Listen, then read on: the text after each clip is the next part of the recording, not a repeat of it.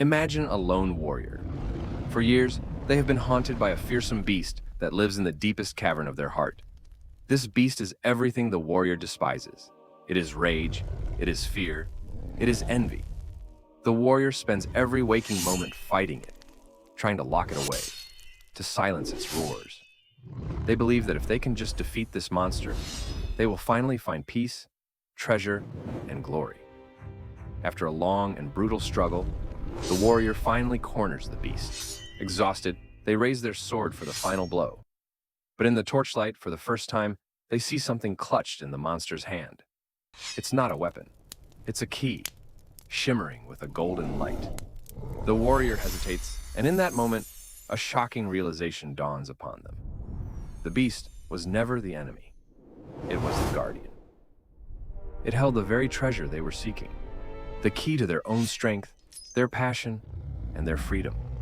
That beast, that monster, is what the brilliant psychologist Carl Jung called the shadow. And that warrior is you. What if your greatest weaknesses were secretly your greatest strengths? What if the parts of yourself you hide and fear are the exact keys to a better life? Today, we journey into the darkness to find your light. Carl Jung described the shadow as the unknown, dark side of the personality. It's an unconscious part of us, where we store everything we don't want to be. Think of it like an invisible backpack you've been carrying since childhood. Into this backpack, you've shoved all the traits and impulses that didn't win you praise or acceptance. Maybe as a child, you were told that being angry is bad. So, you pushed your anger into the backpack. Maybe you were taught that being loud, ambitious, or selfish was unacceptable. So, you tucked those parts of yourself away, deep into the shadow. But here's the critical misunderstanding. The shadow is not inherently evil. It is simply what we have rejected. This means it contains not only our negative traits like jealousy, greed, and rage, but also our buried gold. It can hold our undeveloped positive potentials, our creativity that was deemed impractical, our assertiveness that was labeled bossy, our vulnerability that was seen as weakness. The shadow is not a monster to be slain. It's a lost part of yourself waiting to be reclaimed. When we deny it, we don't destroy it. We just give it more power in the dark. We cut ourselves off from a huge source of our own energy and vitality, living a life that is only half of what it could be. Take a moment to think, what wonderful parts of yourself, maybe your creativity, your boldness, your sensitivity, were you taught to hide away in that backpack? So, what happens when we ignore this invisible backpack? The weight doesn't just disappear. It starts to control us in ways we don't even realize. The most common way the shadow leaks out is through a psychological mechanism Jung called projection. Have you ever had an intensely negative, almost irrational reaction to someone? That person who just rubs you the wrong way for no clear reason? According to Jung, this is often a sign of shadow projection. We project our own disowned traits onto others. If you buried your own ambition deep in your shadow, you might find yourself intensely irritated by ambitious, successful people, calling them arrogant or show-offs. If you've repressed your own need for attention, you might constantly criticize others for seeking the spotlight. The things that trigger us most powerfully in others are often signposts pointing directly at our own shadow. This isn't just about how we see others. It poisons how we live. An unchecked shadow leads to self-sabotage. The person who fears their inner anger becomes a passive people pleaser, unable to set boundaries, constantly feeling resentful, and taken advantage of. The person who denies their own vulnerability might build a wall of sarcasm and detachment, pushing away the genuine connection they secretly crave.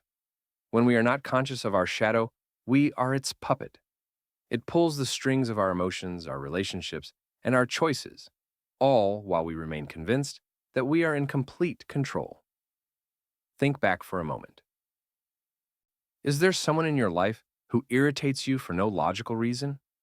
What shadow of your own might they be reflecting back at you? If this idea of projection is resonating with you, and you're curious to learn more about the hidden parts of the human mind, consider subscribing to our channel. We explore these deep topics every week to help you on your journey of self-understanding. This is where the journey gets truly transformative. The goal is not to eliminate the shadow. That's impossible. The goal is what Jung called integration. It's the process of turning around, opening the backpack, and courageously looking at what's inside without judgment. This is shadow work. It's about owning every single part of yourself. When you do this, something magical happens. The monster you were fighting begins to transform. That rage you buried, once you acknowledge it, it stops being a destructive force and can be integrated as a powerful source of energy for setting healthy boundaries and fighting for what is right. That jealousy you denied, it might be a messenger, pointing to a deep desire or ambition you haven't yet dared to pursue. That fear of failure, it might be guarding a powerful dream you've been too scared to even admit you have. Remember our opening thought, what we fear holds what we need. The fear of your own anger holds the power you need to protect yourself. The fear of your sadness holds the compassion you need to connect with others.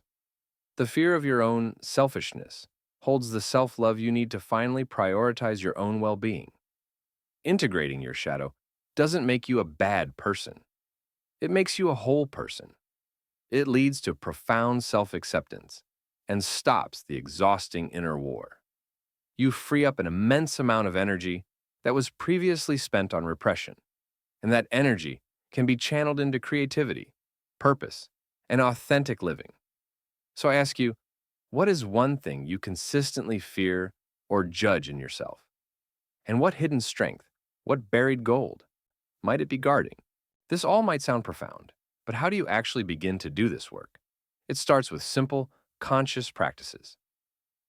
First, practice the art of noticing triggers.